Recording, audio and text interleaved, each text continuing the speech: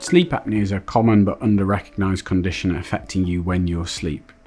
It happens because we all lose muscle tone and get a bit floppier when we fall asleep, and that's a normal process. But for some of us, that floppiness, particularly in the upper airway, can collapse down the airway and reduce the airflow and reduce the oxygen levels. You don't come to harm from that directly, but what happens is that your brain will try and wake you up slightly to get the tone back. That then has consequences on your next day, from milder levels of sleepiness to more profound levels of sleepiness, which might affect you at work, might affect your performance, might affect your quality of life, to even quite severe consequences with road traffic accidents.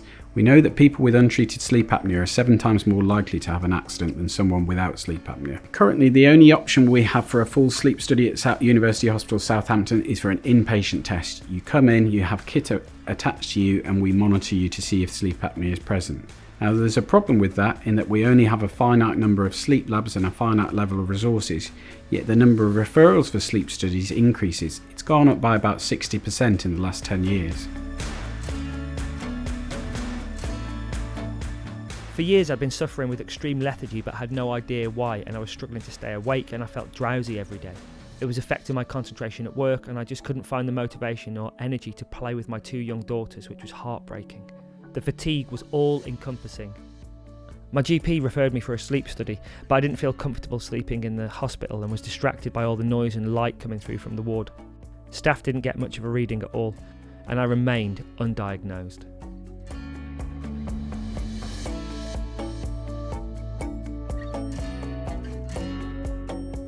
The hospital is understandably a 24-hour place. It can be busy, it can be noisy at night. We've tried to address that by soundproofing the rooms, but there's always an element of leak through, and that can disrupt your sleep. If you don't get a normal night's sleep, what we can't be sure is whether that test adequately reflects your normal sleep, and we might need to repeat the test. We might be making the wrong decision based upon that test, either ruling in or out sleep apnea.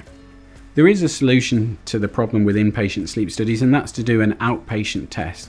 Now, we can do that test with the same level of diagnostic accuracy as an inpatient test, so we don't lose anything. The technology is there and the kit is there. And in fact, our paediatric colleagues here at Southampton already do home studies in addition to studies as an inpatient. So the equipment we've chosen is lightweight, it's comfortable to wear, but it provides the same level of diagnostic accuracy as an inpatient study without the audio and video, but that's sufficient to diagnose sleep apnea. This would give patients the choice whether to come in for their sleep study or to have it at home. Please help us raise £21,800 to save people's life through a better night's sleep.